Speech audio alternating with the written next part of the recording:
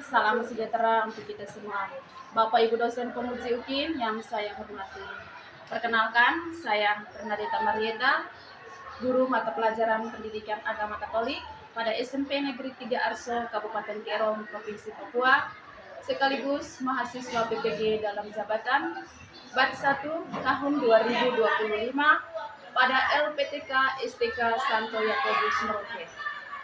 Pada hari Jumat tanggal 9 Mei tahun 2025, saya melakukan praktek video pembelajaran mata pelajaran Pendidikan Agama Katolik di kelas 8 semester genap dengan materi tema Gereja sebagai komunitas orang beriman dan subtema karya pastoral gereja dengan model pembelajaran problem based learning.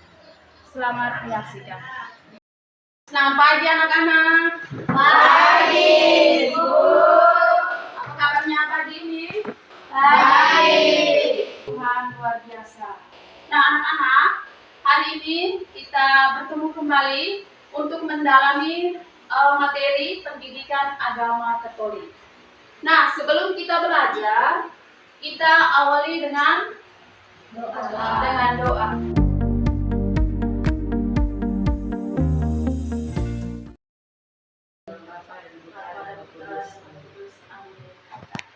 Silakan duduk. Terima kasih Leo untuk doanya sudah mengantar kita untuk memulai aktivitas belajar atau pembelajaran kita pada pagi hari ini. Nah, anak-anak, ada yang masih ingat pertemuan kita minggu lalu kita belajar tentang apa? Angel. Gereja sebagai komunitas orang beriman. Ya, gereja sebagai komunitas orang beriman. Komunitas itu apa? Kumpulan, ya betul. Komunitas itu adalah kumpulan. Gereja itu adalah komunitas, kumpulan orang-orang beriman. Nah, minggu lalu juga kita sudah membahas bahwa kita sebagai kumpulan orang beriman, maka komponen gereja itu ada 3. Yang pertama itu ada kelompok klerus atau kaum tertabis. Siapakah yang dimaksud dengan kaum tertabis itu? Pastor, siapa lagi? Pastor, uskup, dan diakon. Nah, kelompok yang kedua adalah biarawan-biarawati, dan yang ketiga adalah kaum awam. Nah, itu sekedar mengingatkan kalian tentang materi kita minggu lalu. Nah, kita masih dalam topik yang sama, tapi dengan subtopik yang berbeda untuk hari ini, yaitu adalah tentang karya pastoral gereja. Gereja buat apa saja untuk umat Allah? Ya, kita akan melihat karya pastoral gereja atau gereja buat apa saja untuk umat Allah. Model pembelajaran yang kita gunakan pada kesempatan ini adalah PBL. Ya, PBL artinya kita menganalisa kasus, lalu kita mencari solusi untuk mengatasi kasus itu. Problem based learning. Anak-anak, sesuai dengan subtema yang kalian yang disebutkan tadi tentang karya pastoral gereja, tujuan pembelajaran yang harus kalian capai supaya kalian bisa memahami karya-karya pastoral gereja. Ada 5 bidang karya pastoral gereja. Nah, setelah kalian paham itu, lalu berusaha untuk menerapkan di dalam kehidupan sehari-hari sebagai orang beriman. Sekarang kalian masuk dalam kelompok kalian masing-masing sesuai dengan kelompok yang sudah ada sebelumnya ya. Jadi ada kelompok yang belajar menggunakan HP, ada kelompok yang belajar menggunakan buku atau visual, dan kelompok audio visual. Nah, yang menggunakan HP, ibu guru akan share bahan supaya kalian bisa melihat dan mendengar video yang ada untuk mengantar kita masuk dalam inti tema kita hari ini. Nah, yang di sini kalian akan mengamati gambar. Waktu masing-masing 3 menit ya, 2 kelompok ini.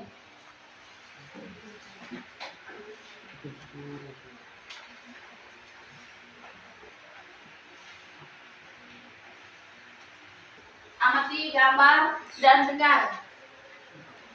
Ada yang punya pendapat? suster mengajar. Selain itu apa kira-kira kalian punya pendapat lain? Oke, sekarang kalian fokus ke gambar kedua. Itu gambar apa? Gambar siapa? Paus. Gambar pertama, maksudnya dua orang. Yang pertama kostumnya atau pakaiannya jubahnya beda dengan yang kedua. Kira-kira yang pertama siapa?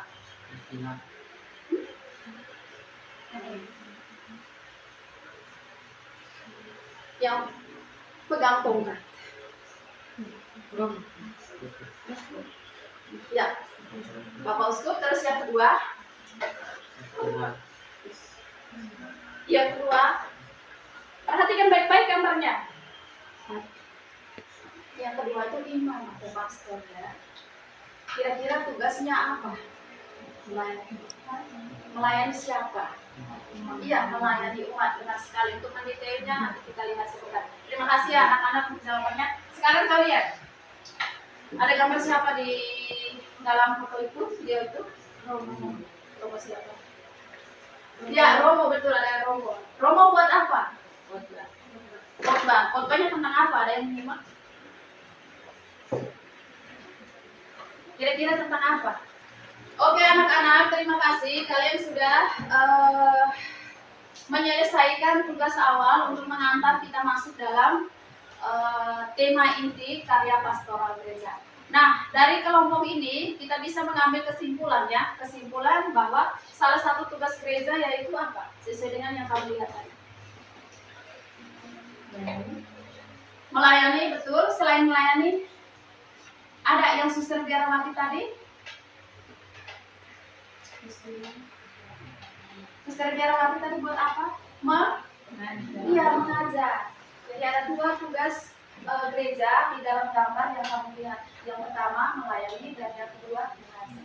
Nah, demikian juga dengan kelompok ini, kalian sudah menemukan salah satu tugas gereja dari video yang kamu lihat dan dengar, yaitu apa? Khotbah, yaitu berarti mewartakan. Khotbah itu bagian dari mewartakan. Jadi, terima kasih anak-anak, kalian sudah menemukan jawaban untuk menanggap kita memahami inti dari materi yang akan kita dalami pada kesempatan ini. Nah, tugas gereja itu ada 5. Ya, ada 5 bidang tugas gereja yang akan kita bahas pada kesempatan ini. Yang pertama itu istilah Latinnya disebut kerigma. Kerigma itu mewartakan. Nanti contohnya kalian lihat sebentar. Lalu yang kedua, tugas yang kedua adalah melayani, seperti yang sudah kalian lihat dalam gambar tadi. Melayani atau istilahnya adalah diakonia. Lalu yang ketiga itu membangun persekutuan. Tugas yang ketiga adalah membangun persekutuan atau koinonia. Lalu yang keempat, ada yang mau tambah? Memberi kesaksian. Memberi kesaksian atau disebut dengan martiria. Nanti poin-poinnya kita lihat sebentar. Dan yang kelima itu adalah paling penting dan inti dari semuanya itu adalah liturgi. Ya, liturgi atau penebusan. Penebusan itu modelnya apa saja nanti kita lihat sebentar.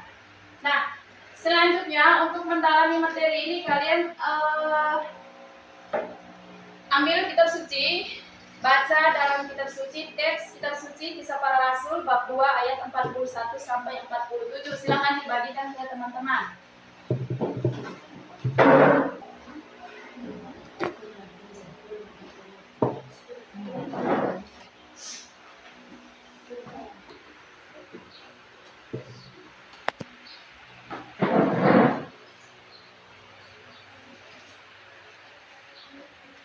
Satu orang baca dengan suara jelas, angkat tangan siapa yang mau.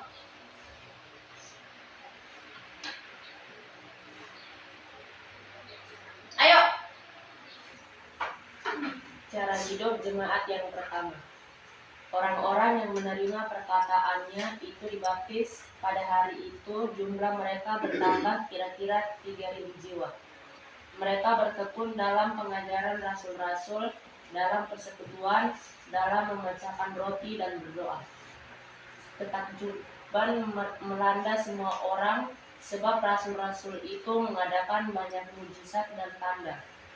Semua orang yang percaya tetap bersatu, dan semua milik mereka adalah milik bersama.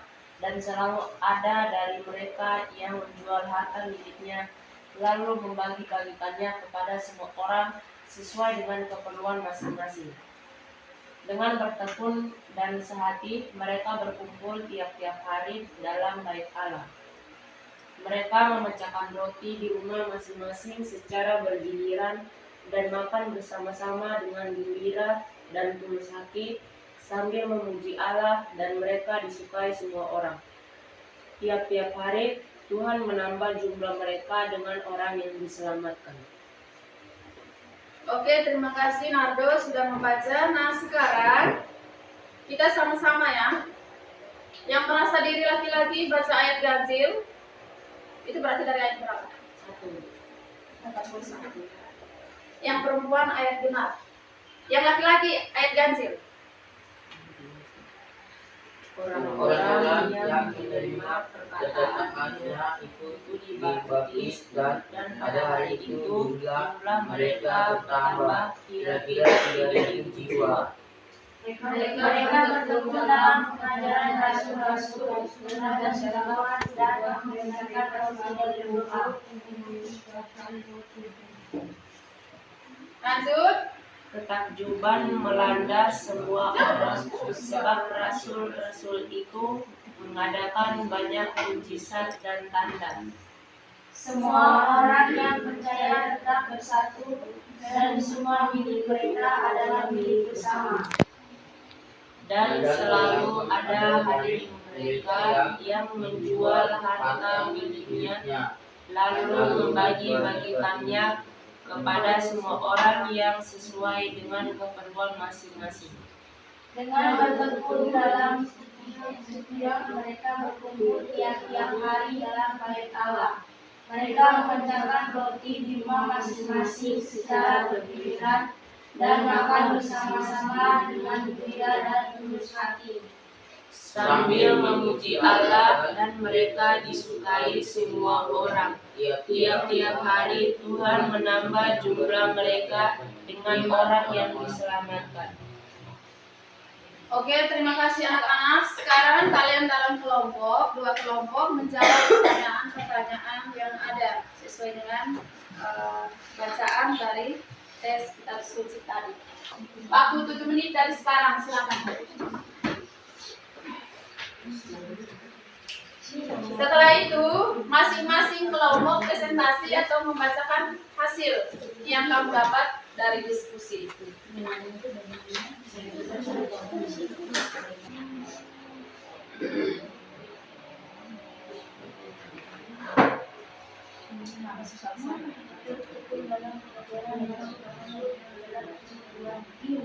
Ayo kelompok 1. Boleh kayak gitu ya. Ini kelompok 1. Ayo, 2 orang ya. Bu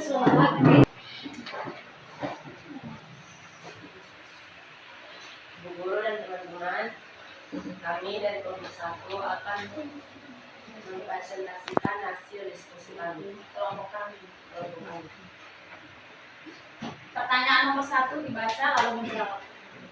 Bagaimana cara hidup jemaat perdana?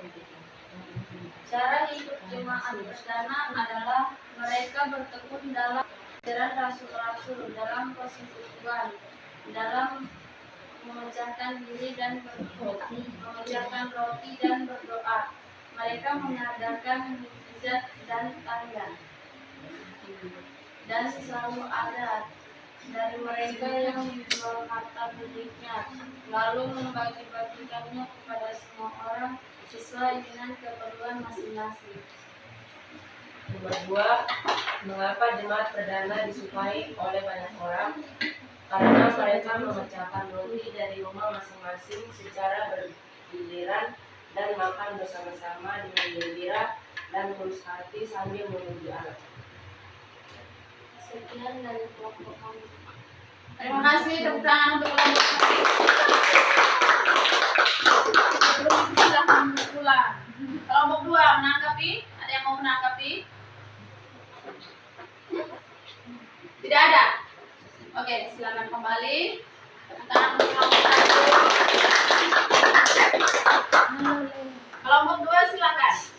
Maju dan presentasikan hasil diskusi kelompok kalian.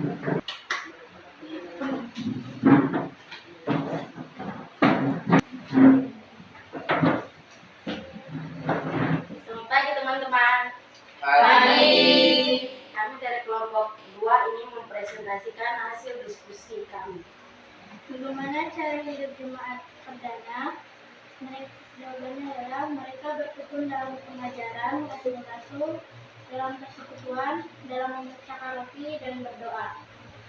Nomor 2, mengapa jemaat perdana disukai oleh banyak orang? Jawabannya adalah sambil memuji Allah yang mereka disukai semua orang. Tiap-tiap hari Tuhan menambahkan jumlah mereka dengan orang yang diselamatkan. Oke. Bertanya? Kelompok 1 silakan menanggapi. Jawabannya benar ketik benar sesuai dengan jawaban kalian dan juga pertanyaan nomor 2. Leo, silakan menanggapi. Jawaban nomor 2 sama dengan jawaban kalian? Tidak. Kalian jawab apa tadi? Karena mereka memecahkan roti di rumah masing-masing secara bergiliran dan makan bersama-sama dengan gembira dan tulus hati sambil memuji Allah. Kelompok ini jawabannya apa nomor 2 tadi? Sambil memuji Allah dan mereka disukai semua orang, tiap-tiap hari Tuhan menambahkan jumlah mereka dengan orang yang diselamatkan. Pertanyaannya, Mengapa jemaat perdana disukai oleh banyak orang? kenapa jemaat perdana? Kenapa mereka itu disukai banyak orang?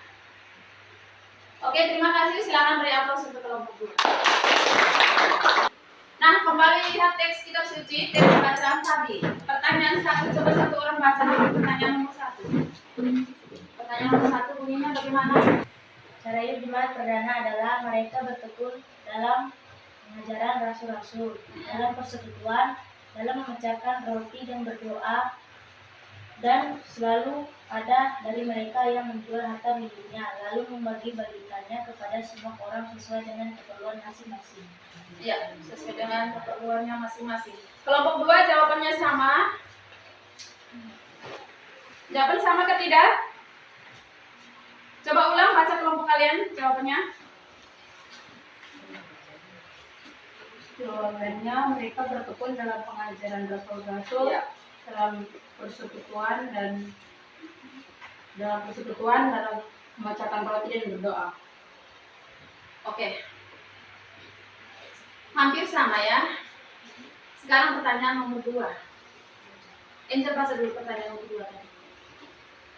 Mengapa jemaat perdana disukai oleh banyak orang? Nah, pertanyaan mengapa? Kenapa mereka disukai banyak orang? Contohnya, sebutkan salah satu perbuatan yang mereka lakukan dalam bacaan tadi. Karena mereka memecahkan roti di rumah masing-masing secara bergiliran dan makan bersama-sama dengan gembira dan tulus hati sambil memuji Allah. Ya. Mereka saling mengunjungi. Minggu ini kunjungi rumah Angel, minggu depannya rumah siapa? Ya, rumah Ina. Minggu selanjutnya siapa? Jadi mereka itu hidup berkumpul, berkomunitas dan saling mengunjungi satu dengan yang lain. Lalu mereka juga dalam persekutuan saling mengunjungi itu mereka makan bersama. Tadi ada dengar memecahkan roti bersama, artinya mereka berdoa bersama dan mereka juga makan bersama. Jadi segala sesuatu mereka lakukan bersama-sama. Nah, itu cara hidup jemaat. Nah, cara hidup mereka pada zaman itu yang diteruskan secara turun-temurun hingga saat ini dan oleh gereja itu dijabarkan dalam 5 karya atau 5 bidang tugas gereja. Yang dari awal tadi kita sudah sebutkan apa saja tadi 5 bidang tugas gereja tadi. Yang pertama mewartakan, lalu yang kedua melayani, lalu yang ketiga mewartakan sama dengan mengajar.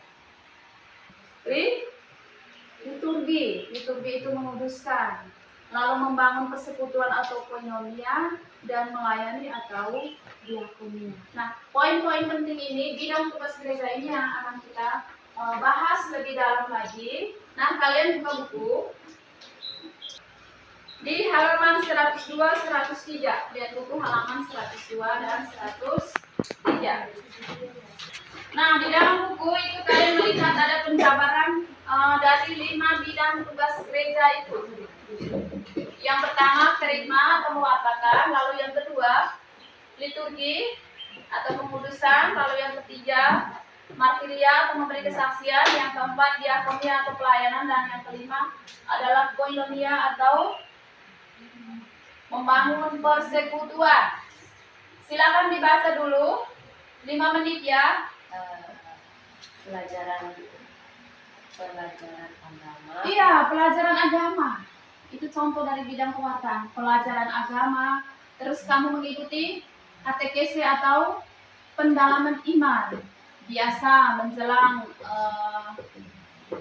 Paskah, dalam masa Prapaskah itu ada katekese iman juga. Atau masa Advent menjelang Natal itu ada katekese juga, katekese iman. Atau juga dalam bulan kitab suci nasional kita juga katekese untuk pendalaman iman. Nah, katekese itu adalah bagian dari tugas gereja untuk mewartakan sabda Allah. Nah, itu salah satu contoh pelajaran agama di sekolah juga. Lalu, ketika kalian mau dibaptis, kalian juga diantar orang tua untuk sebelum diantar orang tua untuk menerima sakramen baptis, kalian juga menerima pembekalan atau pembinaan sebagai calon baptis. Ketika kalian menerima pembinaan untuk mengikuti pembinaan untuk menerima sakramen-sakramen tertentu harus diawali dengan pembekalan. Nah, itu juga bagian dari pewartaan. Contoh gereja mewartakan itu memberikan pembekalan iman kepada calon penerima sakramen. Demikian juga yang mau sambut baru atau mau komuni, dia juga akan menerima pembinaan sebagai bekal iman supaya dia bisa menerima sakramen itu. Lalu khotbah, tadi di awal ada video khotbah dari seorang pastor, itu juga bagian dari pewartaan. Atau mendengarkan renungan melalui media-media, contoh audio begitu. Nah, mendengarkan renungan atau khotbah dari Romo, nah itu juga bagian dari pewartaan. Jadi itu bidang tugas gereja yang pertama, kerikma atau mewartakan. Lalu yang kedua liturgi. Contoh dari liturgi apa di situ yang kalian baca tadi? Nah, anak-anak, liturgi itu berkaitan dengan ibadat dan doa ya. Contohnya apa di situ? Ibadat kombas. Ya, ibadat kombas. Apalagi? Perayaan Ekaristi atau misa, luar biasa. Nah, apalagi? Novena, apalagi? Jadi liturgi itu ada 2 poin penting dalam liturgi.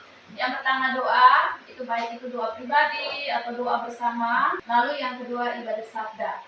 Ibadat sabda biasanya dipimpin oleh awam atau frater, guru agama, katekis, gitu. Nah, itu bidang tugas gereja yang kedua. Yang ketiga, apa yang kamu baca di situ? Apa? Koinonia. Koinonia artinya apa? Persekutuan. Nah, tugas gereja yang ketiga itu adalah dia membangun persekutuan. Salah satu contoh persekutuan dalam gereja itu apa? OMK, betul. Putra altar, putra putri altar atau misdinar. Apalagi contoh persekutuan selain itu? Legio Maria. Ya, Legio Maria. Apalagi? Ya, sekami. Nah, itu dari bidang persekutuan. Yang keempat bidang apa? Martiria. Memberi kesaksian hidup. Ya, memberi kesaksian hidup sebagai orang beriman dengan cara hidup yang baik dan benar. Kalau sebagai orang Katolik. Oke, yang kelima bidang tugas gereja yang kelima. Diakonia. Diakonia itu artinya pelayanan. Pelayanan kepada orang lain, kepada sesama. Nah, anak-anak, kamu bisa sebutkan salah satu contoh tugas pelayanan? Ayo. Pernah mengunjungi teman yang sakit? Nah, itu bagian dari melayani. Pernah mendoakan teman yang sakit? Pernah memberikan sesuatu kepada teman yang berkekurangan? Nah, itu bagian dari bidang tugas gereja dalam bidang pelayanan atau diakonia. Nah, baru siapa yang berperan atau berpartisipasi dalam 5 bidang tugas gereja ini? Nah, sebagai anggota gereja berarti semua ya. Tadi dari awal kita sudah tahu bahwa anggota gereja itu ada 3 kelompok. ada kaum tertabis, lalu yang kedua biarawan biarawati, dan yang ketiga adalah kaum awam. Kita yang menerima sakramen pembaptisan dan seterusnya. Nah, jadi ada 3 kelompok ini. Kita adalah sama, sederajat, semartabat di hadapan Tuhan. Yang membedakan kita dengan kaum tertabis atau biarawan biarawati hanya berbeda dalam hal fungsi saja. Contoh, para imam, pastor, mereka itu petugas khusus untuk melayani sakramen, di mana sakramen itu tidak bisa diberikan oleh seorang awam. Contoh sakramen baptis, komuni, dan lain-lain itu harus mereka yang dihabiskan. Demikian juga mereka yang mengambil hidup dalam membiara. Lalu yang ketiga dengan kita hanya berbeda dalam hal fungsi, tetapi semua adalah anggota gereja. Ya, kita semua adalah anggota gereja, maka kita diminta untuk berpartisipasi aktif dalam kehidupan menggereja, hidup sebagai anggota gereja. Nah, anak-anak ada pertanyaan atau ada yang mau bertanya?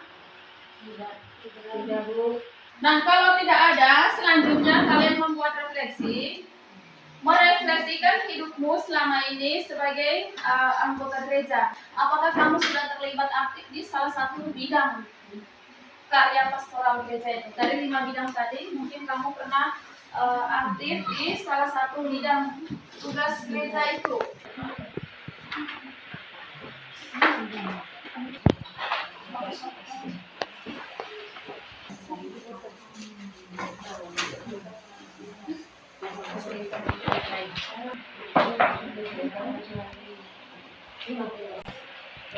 Tulislah salah satu contoh tindakan yang sudah kamu lakukan dari 5 bidang karya pastoral gereja.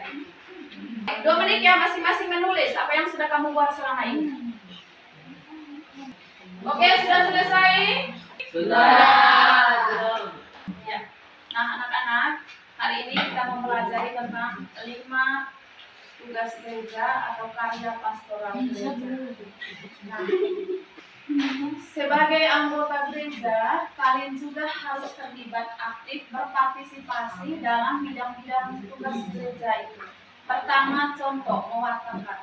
Terus bidang yang kedua adalah liturgi. Ya, liturgi itu berkaitan dengan pengudusan berkaitan dengan ibadat dan doa. Bidang yang ketiga adalah bidang martiria atau kesaksian, itu memberi kesaksian hidup yang benar sesuai dengan nilai-nilai Injil. Tadi contohnya harus hidup jujur. Ketika kamu ditantang untuk tidak jujur, di situ kamu tetap harus berbuat jujur. Lalu yang keempat adalah koinonia atau membangun persekutuan kombas, OMK, Isdina, Setani harus mengambil bagian dalam salah satu dari kelompok persekutuan itu. Dan yang kelima itu adalah diakonia atau pelayanan. Pengikut Yesus yang setia dan baik, mari berpartisipasi menghidupi 5 bidang tugas gereja karya pastoral gereja itu dalam kehidupan kita sehari-hari. Nah, bagaimana pelajaran hari ini, menyenangkan atau tidak? Menyenangkan. Atau membosankan? Tidak. Oke, anak-anak, selanjutnya sumatif atau tes akhir untuk mengukur kemampuan kalian bahwa kalian sudah memahami atau menguasai materi ini. Kumpulkannya, satu orang kumpulkan dan taruh cepat.